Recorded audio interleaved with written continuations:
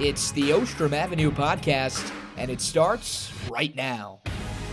Welcome into the Ostrom Avenue podcast. AJ Myers alongside Griffin Bloomstein. It's Thanksgiving break here at Syracuse.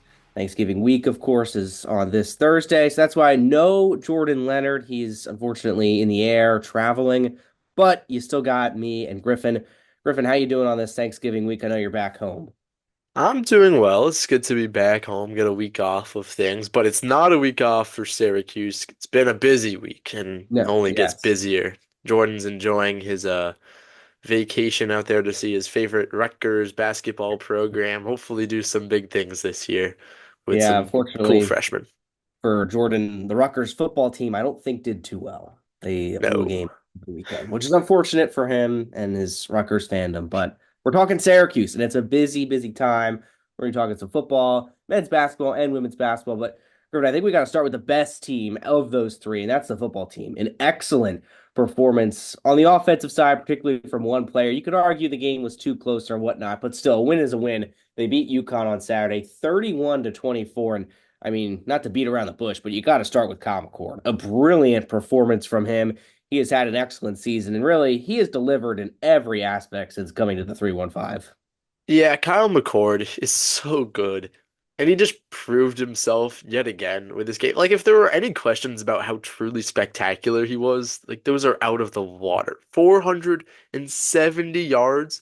He was 12 yards shy of tying the single game program record for Syracuse, which not many people were even talking about because that kind of went under the water because he tied the touchdowns record and then passed the yards record for a single season.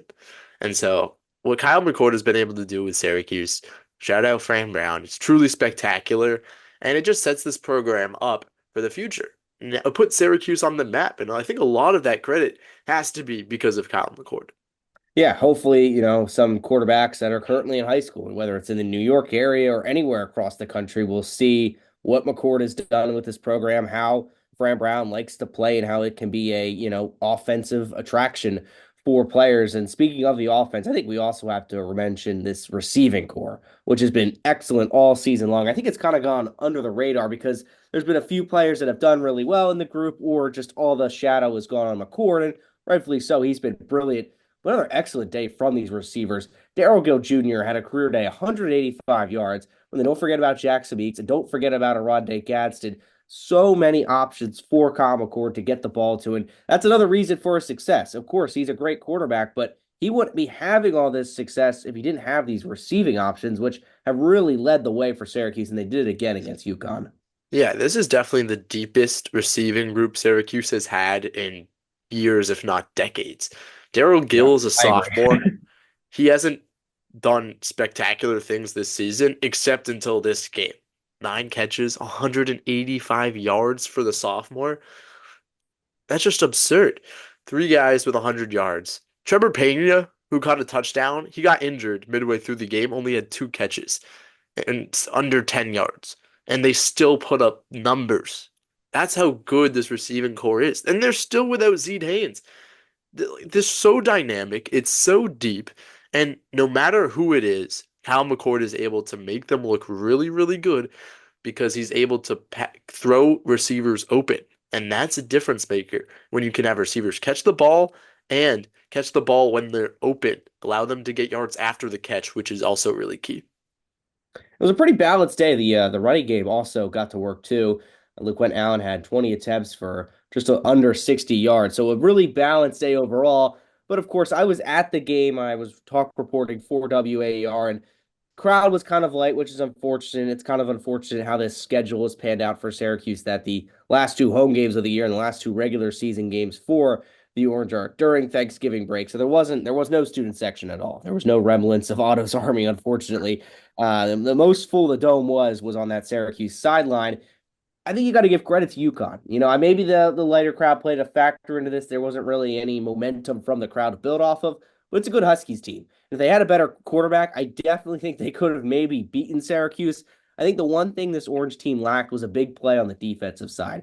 Against Cal, they got those two interceptions. That really changed the momentum of the game and allowed Syracuse offense to get even more momentum and build a greater lead.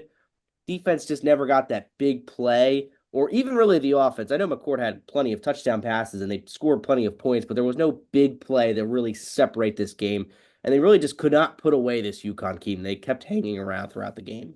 Yeah, I mean, it was kind of disappointing because I kept looking at the score and it was a one possession game most of the time. But at the same point, I was like, well, this doesn't feel like a one possession game. Like I'm not really worried. It's UConn, right? They're not a good football team, but it was a one possession game. So I was like, all right, are they going to keep it close?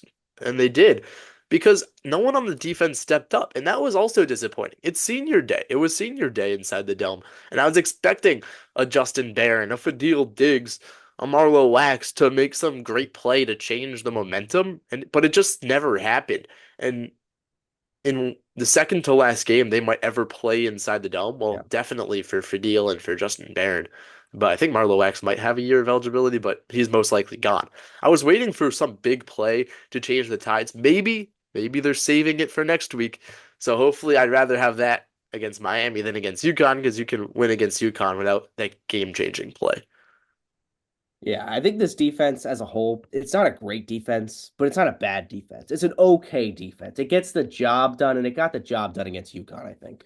Yeah, I mean, on paper, they're a really good defense, I think. Like, Yeah. you have big names all across the board, but they haven't been able to execute necessarily to perfection at all this season. And it's a little disappointing because when you have big names like Fadil Diggs, Marlowe Wax, Justin Barron, who can all potentially play on Sundays in the future, haven't been all put it together at the same time. Now, part of that is because it's been a discombobulated defense at times with Marlowe out, Justin Barron sliding down to linebacker. So you never really know what the issue has been, but the potential has been a lot higher than what we've seen on the field. Yeah, and unfortunately for I think Syracuse is again, I'm going to go back to the fan thing. They just didn't really have a crowd momentum in this game. I think maybe if they had that and if they just got one turnover, this defense had one turnover, I think they could have put UConn away. And looking at it on paper, it would have looked like a much more comfortable win. Transitioning now to this weekend, which I think will be interesting to see what the crowd is like. After this UConn game, I was in the post-game press conference. Fran Brown was urging College Game Day to come to Syracuse. He said, quote, that there'd be no better place to be on next Saturday or this Saturday now than Syracuse. Unfortunately, that did not happen. I don't think that was ever really going to happen. And my opinion on this, Griffin, is I'm glad it didn't happen because I don't think it would have been the best look for the university because I don't know how many students would have came back for game day if it even showed up. I would have came back.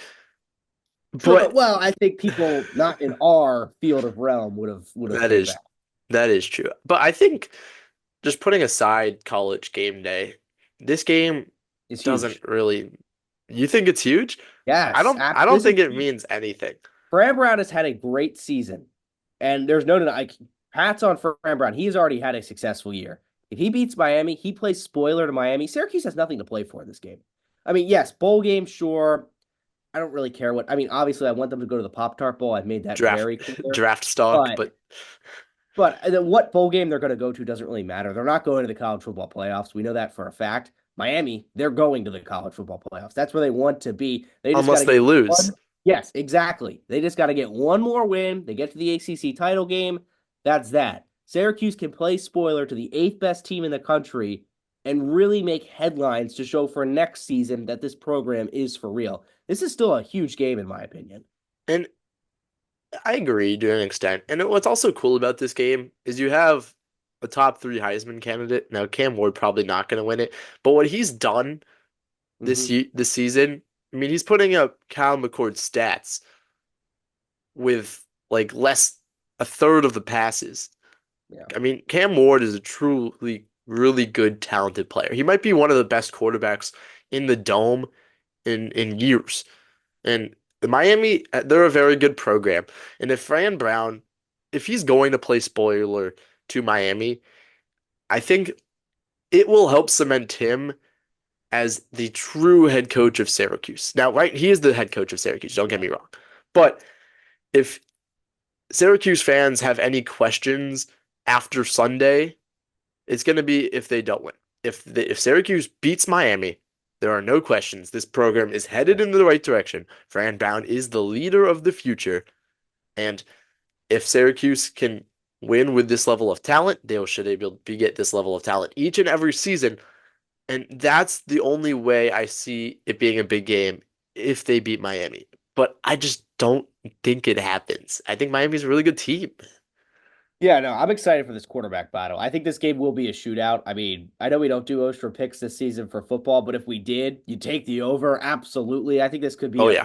54-61 type game because Syracuse, as I said, their defense is okay. I am worried about their secondary because I don't think their secondary hasn't really, other than the interceptions they've maybe gotten in the last few weeks, I don't think it's great. And of course, Cam Ward can sling the ball. So I am worried about SU's defense, but their offense can go toe to toe with them, no doubt. Yeah, and what's good is Fred Brown said today that they're only going to be missing Amari Hatcher from the injuries. Pena should be back. Jaden Bellamy should be back, who's been one of their starting corners for most of the season. And so good to have those guys back. I mean, Trevor, we know what Trevor can do. Trevor's the slot guy. He can catch those passes. But what I really like about Jaden Bellamy is he's that sticky corner. He can play on the ball. He can lock down receivers, and he's a bit of that ball lock. He has interceptions on the year, and for a team like Miami, who's going to be throwing the ball all over the place, you need your healthy corners to be good and to be back. And so I think Jaden Bellamy returning will be big. It'll certainly be a big game. Syracuse going up against number 8 Miami, their biggest game of the year on paper. Of course, they've had to play Pitt. UNLV was a ranked team, and so too was Georgia Tech. They went 2-1 in those games. They're looking to solidify what was a really good season. And this would, if they do beat Miami Griffin, they would. I know I just said it. They don't really matter what bowl game they go to, but they would go to a pretty decent bowl game, I'm sure, if they would match up against Miami. And that matchup could be an SEC team if it happens.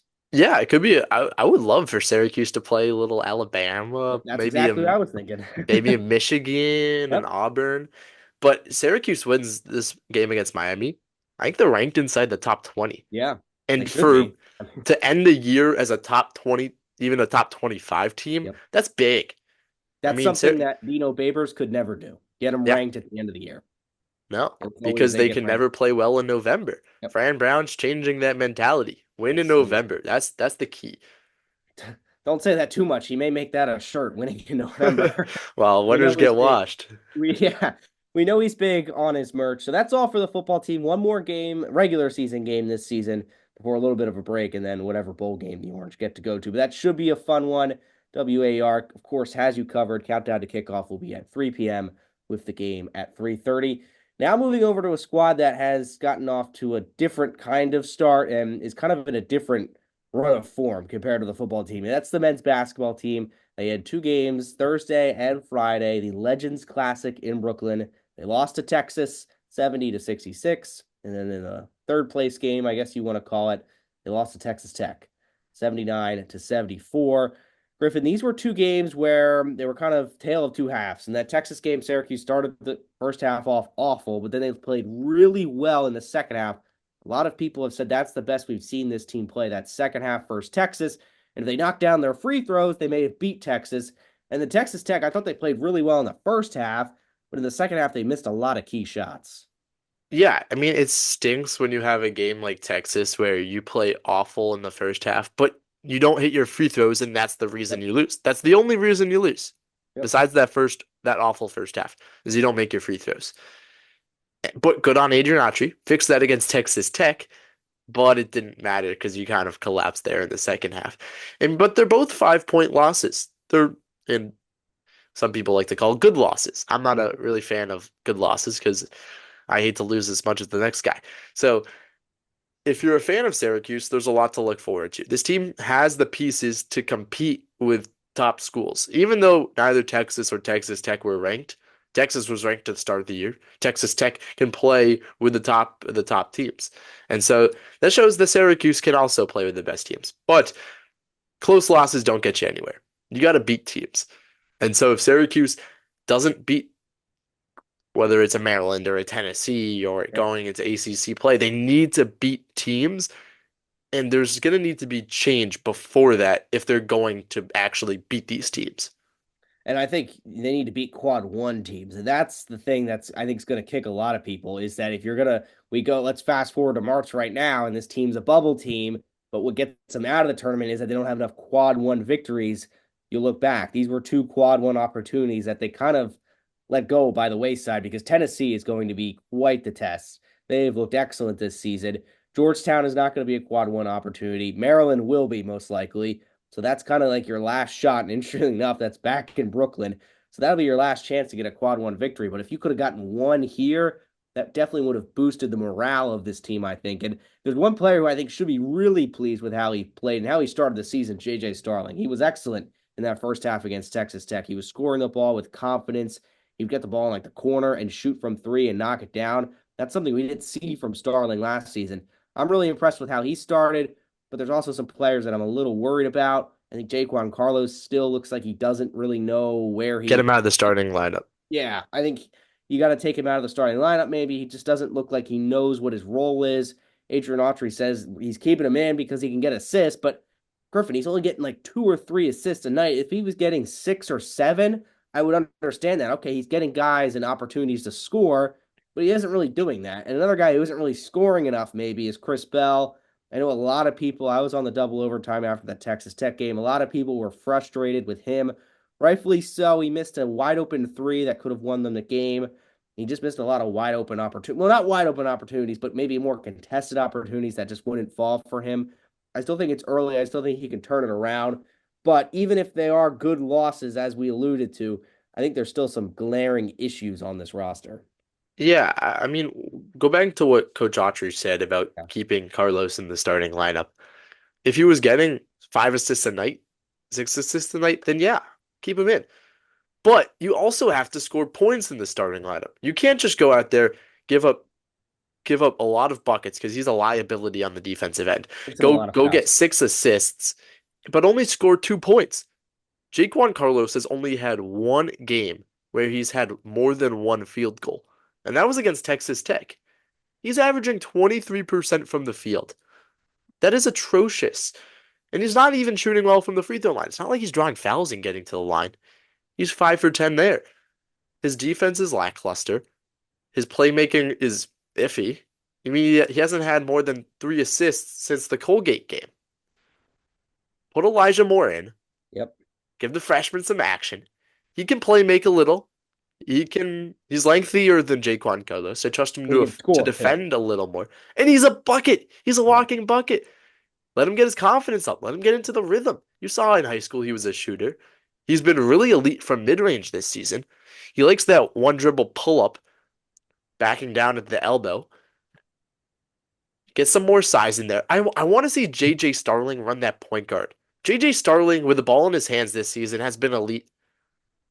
Just give him the ball.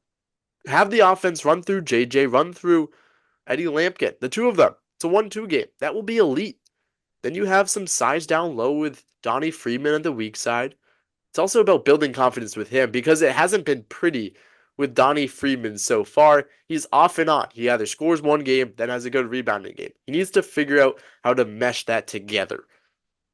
Yeah, I think Donnie Freeman is an interesting one, and other players gotten a lot of criticism. He's just a freshman, and I get he's a 5-star, and everyone's saying he's a 5-star. He should be scoring 50 points a game or whatnot, but you still have to understand he's just a freshman, and I think it's just time with him because he looks so good. When he gets the ball, the guy looks like Kevin Durant. I make that comparison, and I fully believe it. He looks like Kevin Durant out there sometimes.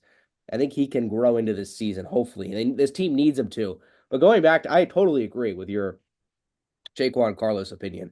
I think you got to drop him out. And Elijah Moore, every time he's come off the bench, he's provided energy. When his team needs a spark, he gives it to him with scoring. And that's what this team kind of needs a little bit more of, is scoring. And the biggest concern with, why you wanted Jaquan Carlos is that this team needs a point guard. They don't have a natural point guard. Well, J.J. Starling's look like he can do that. And I understand last season it didn't look like he could do that. Bear in mind, he didn't really get the opportunity, but it looks as though he can be that natural point guard for this team and facilitate the offense well. So I think it's clear that you need to change the starting lineup, Adrian Autry. And this is something he didn't do at all last season. He never changed that starting 5 unless it was injury related. I think he's got to make some kind of change. And Jair Davis, too, I thought it was interesting. He only got 12 minutes against Texas Tech. He only had 2 points.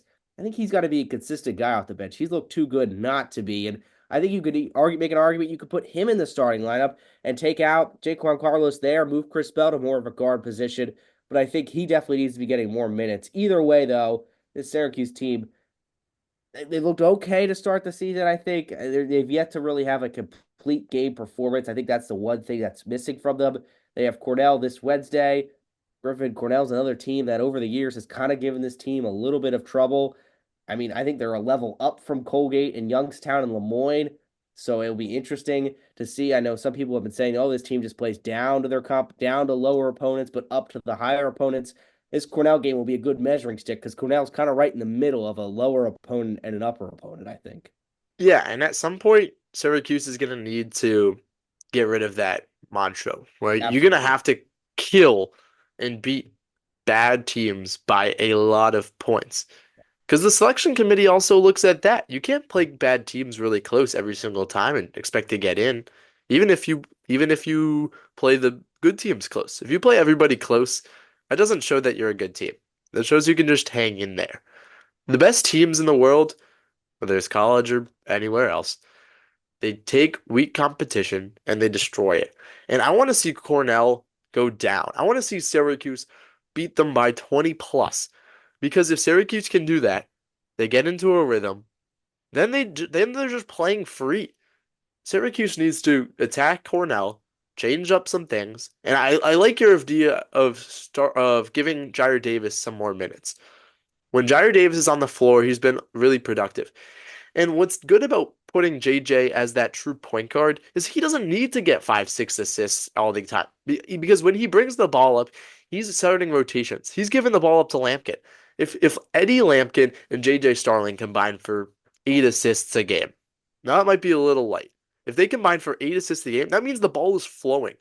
You don't need Carlos to add 4 or 5 assists if the ball is just stagnant like that. If he just finds a little cutter.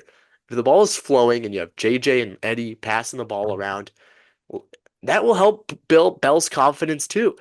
If you get Bell flowing, you get Bell shooting threes, especially against this Cornell team, that will set him up for Tennessee after that, for Notre Dame, for Maryland. You just need everyone to start clicking before ACC play, before harder competition, because you can't go into a Maryland, you can't go into a Notre Dame and haven't figured it out yet. If you don't figure it out before then, it's going to be even harder to get the pieces connected at the start of ACC play. Definitely. And this Cornell game needs to be a commanding performance. I agree with you because after that, you have Tennessee, then you have Notre Dame. I mean, again, you don't want to start ACC playoff with a loss. And I said it already, that Tennessee game is going to be a daunting opponent for Syracuse. The Volunteers have looked really good to start the season. So Wednesday, the Orange take on Cornell. That's a 7 p.m. tip. Countdown to tip-off at 6:30 with the game at 7 on WAAR, of course. Now moving over to the women's side, another team that has started the year off on a bumpy start. The Orange are currently, as we're recording, about to play Missouri in their East Coast Challenge little tournament they have going there. And then depending on the Creighton-Wichita State result, they'll play the winner or loser of that. This Missouri team is a pretty solid team, but I want to go back to when they played UAlbany on Wednesday. They lost 73-70. That was a shock defeat. Not many saw that coming, and it's been a difficult start for Felisha Legette-Jack's group, Griffin. Yeah, it has, and it reflected in her post-game comments when she kind of called out the Syracuse fan base for not supporting the team. Then she came out with a nice letter, kind of retracting her sentiment there. But she has a point. This Syracuse program has been in a good spot under Coach FLJ. They've been good. I mean, they made the tournament last year. A lot of that was on the back of Deasia Fair. But there was some hope coming into this year that Syracuse would be able to play. You pick up a couple new players in the transfer portal. You have your best freshman class under FLJ at Syracuse. But the results on the court have been a bit disappointing. You can't say you rule New York and then go lose to UAlbany. Now that Right. is rough. And it was a last second bucket, but Syracuse is going to have to play very well and dominate those sort of teams if they want to be taken seriously. I do think it would be interesting, and what you were going off of what Felisha Legette-Jack said, criticizing the fans not getting the support. I think it'd be interesting if they did play either before or after men's games. I know that's something that may be in the works, but I think that would definitely help with the crowds. And the biggest reason going back to that UAlbany game is they lost is they only got two players in double figures. Georgia Woolley had a pretty good night. She had 23 points on 8 of 14. And then Isabel Verja had 15. Other than that, no one else got in double figures. So you don't get that kind of scoring production, you're bound to struggle. And I just think it's a team with a lot of nuances. They haven't quite, gelled yet. And I think that's the biggest problem is they need to gel. They need to find who's reliable on the scoring front because so far this season it's been Georgia Woolley has a great game, then it's Kyra Wood, then it's Sophie Burrows. They all need to start having consistent performances. They all need to get into that 17 to 20 point range because if they don't, then they're going to be relying on one player. What did they do last year? They relied on one player in Deasia Fair to win them games. They simply cannot do that. Georgia Woolley is a great player, but she's not Deasia Fair. She's not going to get, 23 points is probably the max she'll get. I don't really see her getting over 23 points. Deasia Fair, you could rely on her to get 31 points, every other game, really, and get at those big buckets. This team doesn't have that. They need to have team performances. It's a good roster. I think it's just about them gelling. Yeah, I agree with that. And a lot of it was because you don't, sometimes the Syracuse team, they don't give the ball to the player that's hot. Yeah. And so when Sophie Burrows goes 2 of 5 from distance, it's 40%. That's pretty good. Give her more shots. Let Sophie Burrows take the ball up for a couple of possessions. When she only has 8 points, it's like, all right, well, she only had 6 shots. How are you gonna expect her to get more than 8 points if you only give her 6 shots? Not a lot of playing time for the freshmen, Kira Scott and Shiloh Hawkins. I've liked what we've seen from them to start this season. It's a little interesting that they didn't play that much, only a combined 7 minutes. But he's a Verjao, not someone expected to be a scorer for the Orange, but 15 points. Now she played a lot of minutes. She's not someone that typically plays 35 minutes a game. So that's interesting to see. I think FLJ is just messing with the lineups a little bit. And in crunch time, in a game where it's close, like it was Albany, it was interesting to see who was on the floor. You had Olivia Schmidt, a freshman point guard, play 17 minutes. Maybe she wants some more ball movement. That's why she put Schmidt in there. It'll be interesting to see how Syracuse does in this tournament atmosphere where you're playing twice in 2 days. You typically that means more players are going to have to play against a Missouri, and then whether you're playing a Creighton or what's the other team in that term? Yeah, there you go. But Syracuse is going to have to figure out what their mantra, what their Identity. identity, that's the right word, what their identity is going to be. And if they can figure that out quickly, then they have a good chance of doing some big things. But if not, it's going to be similar results to Albany. Yeah, and I think we're spot on. And I think kind of going to my gel factor is they don't really know what the point guard situation is. It's been Dominique Camp at times, it's been Kira Scott, and then it's Olivia Schmidt. Kira Scott against U Albany only got 4 minutes. She was usually getting much higher volume of minutes in the first few games. So obviously FLJ hasn't seen enough from her. I think Schmidt's done well. She is really undersized at times. Dominique Camp has the most experience, and she just had 3 points, but she only took 3 shots. She could be a scorer. There's no doubt about it. She could hit threes. So I think that maybe it's a confidence factor too. Some of these players just aren't playing up to their standard because surely Dominique Camp and Sophie Burrows can combine for more than 11 points. Yeah, you go back to that Maryland game. Mm-hmm. Dominique Camp didn't play in most of the first half because of what Coach Jack called some practice issues. But when in that second half, she reminded me a lot of Deasia Fair when she got minutes. She was bringing that ball up. She was crossing over players and then pulling up from three. That was the confidence that Deasia Fair had that made her such a good player. And I saw that from Dominique Camp. But where did it go? I want to see more of that if I'm the coaches and if I'm the fans. I want to see Dominique Camp take over games like the Age of Fairwood because I saw it in that second half against Maryland. She has that ability. It's just can the coaches get it out of her? Does she have the confidence to get it out of her? And that's what we can watch going forward. So, as the time we're recording, as I mentioned, Syracuse is just about ready to tip off against Missouri, and then they'll have either Creighton or Wichita State tomorrow. Griffin, before we sign off today, any Thanksgiving staples for you? Of course, this is the Thanksgiving week episode. That is true. I'm a big pumpkin cheesecake fan. I Oh, love I love some I've never pumpkin had that one. cheesecake. I like stuffing. I'm a big gravy guy.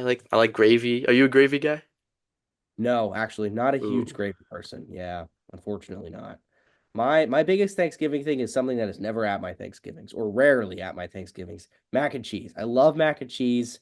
It's just not a fixture at my Thanksgivings, unfortunately. I've had jokes with my cousins that we should start making it. I've not done that. Maybe I should start that this year, try and make some mac and cheese. That's something I would love to have more at Thanksgiving that I just don't have. I'm a mac and cheese guy also, but I feel like I just have it. We're a mac and cheese family, so it's not really part of our Thanksgiving Yeah. either. So we'll enjoy your Thanksgiving, Yes, definitely. And one other thing if Jordan listens to the whole podcast, which surely he will, he would hopefully. probably be very upset if I did not ask you what the weather situation was up in Boston. So in Boston, I went out today. I actually did a couple of errands, left the house. It was good. It was like 50. It wasn't bad. I had this hoodie on. I have a little hoodie on, some sweatpants, but the weather not bad. I think it's supposed to get a little snowy and a little rainy towards the end of Mm. this week. I think both in Syracuse and in the Boston area. So I'm a little worried about that. Not a huge precipitation guy, but I'll adapt as necessary. Yes. It was pretty warm here in the Philadelphia area. It was like 54, but the feels like was like I think it feels like was like 54, but it was like high 40s. It was actually a really nice, perfect sweatshirt day, Oh as yeah. Jordan put it. That's all we have today for the Ostrom Avenue podcast. No guests this week, but still plenty happening on the Hill. Again, Syracuse men's basketball has a game against Cornell Wednesday at 7. Countdown to tip off at 6:30, and then football plays arguably their biggest game of the season on Saturday in the Dome at 3:30. Countdown to kickoff will be at 3 on WAER. And of course, the Ostrom Avenue podcast will have you covered. We hope everyone listening has a great holiday week, and we'll see you next time on the Ostrom Avenue podcast.